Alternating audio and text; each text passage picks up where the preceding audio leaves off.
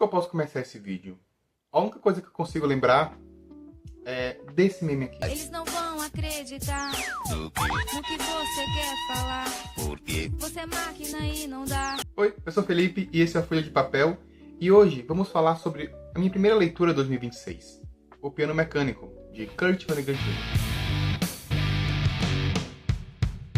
De início, a gente tem que saber que Piano Mecânico é o primeiro romance do autor, publicado em 52, e ele traz aqui uma premissa bem batida, para a época, inclusive, e para hoje mais ainda. Esse é um livro de ficção científica pura, então ele se passa na Terceira Guerra Mundial, ou melhor, após a Terceira Guerra Mundial, em uma cidade chamada Ilium, em Nova York, e as máquinas elas assumiram um papel central na sociedade norte-americana, né? Aqui a gente tem algo como uma tecnocracia, né? Quem decide as coisas são as máquinas, o homem é apenas um fantoche nas mãos delas, ou nas ferragens delas.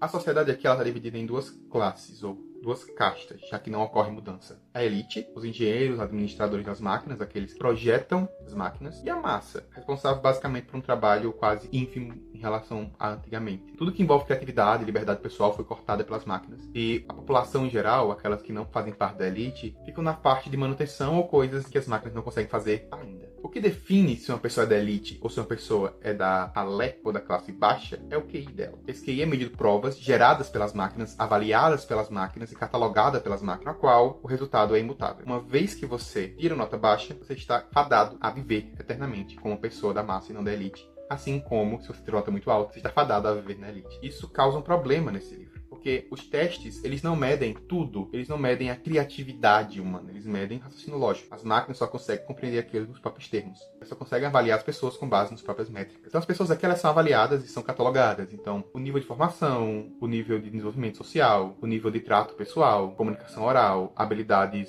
mecânicas humanas, e tudo isso gera uma ficha, que é uma ficha que você não só é avaliado, mas como é julgado socialmente por ela. A gente acompanha esse livro, Paul Proteus, tá aqui embaixo, eu acho que pode ser errado. Ele é filho, um dos caras que iniciou essa parada toda. Após a Segunda Guerra Mundial, o que venceu não foi os homens, foi o know-how americano. E esse know-how é algo que vai gerar esse sentimento de que a eficiência está acima de qualquer outra coisa. A gente precisa de uma sociedade eficiente, corte os gastos necessários e foque no progresso. E o progresso é a máquina. Paul, ele trabalha como gerente na indústria de Ilium, uma das indústrias do país, né? Cada estado, cada região tem a sua própria indústria, umas mais importantes que as outras, uns produzindo umas coisas mais específicas que as outras. E ele tá insatisfeito com essa vida. Ele não consegue mais evitar de pensar em coisas que não sejam o próprio trabalho. Então ele começa a pensar em coisas que a condição dele enquanto gerente e a função dele enquanto administrador dessas máquinas gera nessa sociedade. Ele quer mais liberdade e as máquinas querem mais previsibilidade. Então ele, como protagonista, entra no vazio existencial. Ele começa a perceber que as máquinas, elas conseguem medir tudo dos homens, menos a criatividade, aquilo que fazem eles felizes. Ele tem um amigo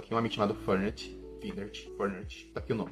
E esse amigo, ele é, assim, em palavras simples, ele é excepcional no que ele faz. Ele consegue criar coisas de uma maneira muito natural para ele. E esse cara, que poderia estar num alto escalão, pede demissão.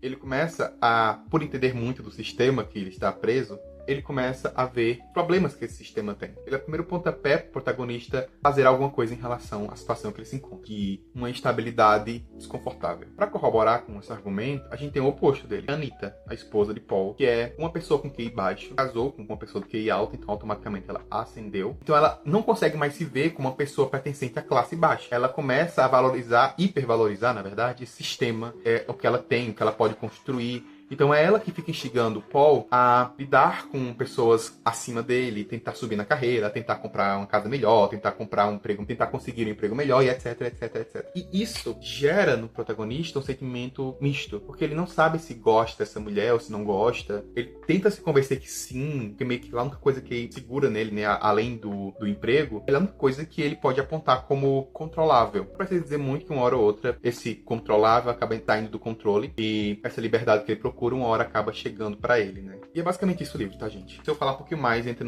mais da metade do livro, que eu já acho que vale a pena você ir sem saber muito. Mas vamos lá. Vamos para os pontos positivos ou negativos do livro. Primeiro, os pontos que eu considero positivos do livro. Como embrião do que seria a literatura do Kurt, né, que ele vai escrever depois, é muito legal você notar aqui, ele já planta em sementes que ele vai desenvolver mais à frente na bibliografia dele, não só nos romances, mas nos contos também. Por exemplo, a Peacock, essa máquina que calcula os dados e comanda de verdade o país, né? A função de presidente aqui é uma função quase que de fachada mesmo, né? Quem comanda de verdade são as máquinas, então é Peacock. Você coloca uma pergunta, coloca um diretório e ela dá as respostas baseadas em todos os dados coletados do mundo. Então ela é usada para guerras, usada para estratégias internas, enfim. Que isso depois vai virar um conto do Kurt. Ele vai criar vários contos a respeito disso. Inclusive o conto leva o nome da máquina. E é legal também ver como nesse livro o Kurt começa com uma coisa dele que eu gosto bastante, que são as personas que ele cria. São personas muito cativantes. Você quer saber mais delas. Você fica facilmente interessado por elas. Você cria aversão a quem tem que criar aversão, apego a quem tem que criar apego, curiosidade a quem tem que criar curiosidade. E você consegue daquele risinho de... Eu sei o que você quer dizer aqui, cara. Eu sei. E é isso, tá? É um livro bem cativante. Um livro que a crítica dele é muito fácil de entender. E aí a gente entra nos pontos negativos. Justamente por ser um livro com a crítica fácil de entender, esse livro é maior do que ele deveria. Ele tem muito ruído. E quando eu falo ruído aqui, eu estou me referindo a histórias paralelas que surgem na narrativa que não acrescentam muito à crítica já presente no livro. Esse é um livro daqueles que a crítica já é muito fácil de entender. O que ele quer dizer já é muito fácil de entender. Isso acontece por um motivo bem específico, né?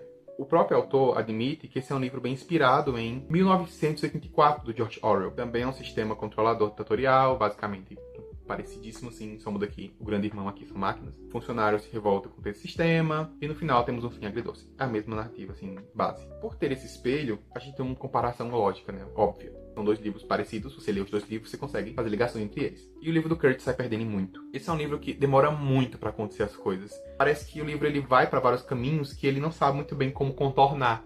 Você consegue ver onde ele quer chegar, mas você não sente que o caminho até esse chegar é um caminho legal. Além disso, acontece duas histórias simultâneas aqui. Eu não sei se precisava, né? A gente tem um Shah, que é uma espécie de líder de uma sociedade, de um país que ainda não foi maquinarizado e que ele está sendo apresentado, essa máquina, esse mundo novo maravilhoso. Olha só que maravilhoso, vamos maquinar seu mundozinho, vamos pegar o que você tem. A gente é latino, a gente sabe muito bem o que significa isso. Esse Shah, ele é apresentado a esse mundo e meio que ele vai sendo levado por pontos na sociedade, cantos que o narrador não vai levar a gente, o principal, né, o protagonista.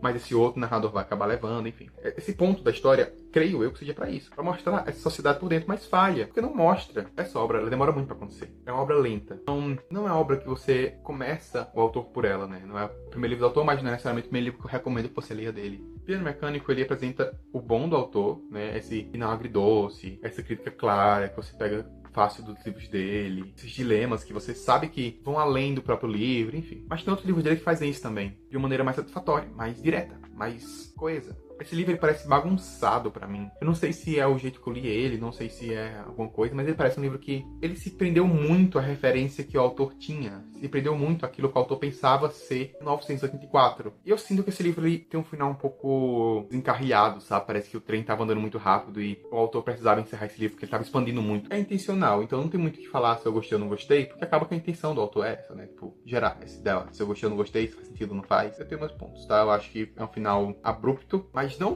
porque ele é abrupto, mas porque o autor meio que precisava terminar o livro de algum jeito. Tudo bem, também é super possível. Como eu falei, esse é um vídeo de uma série de vídeos lendo o autor. É estranho, porque o primeiro vídeo é justamente um vídeo de um livro que eu não gostei tanto dele. Mas como eu quero fazer em ordem cronológica, vai chegar os livros que eu gosto, tá? Especificamente daqui a 2 vídeos dessa série. Você tá vendo no futuro, já sabe, né? Cama de Gato é o livro que eu mais gosto dele, não tem muito o que debater. Vai chegar. E é isso, tá?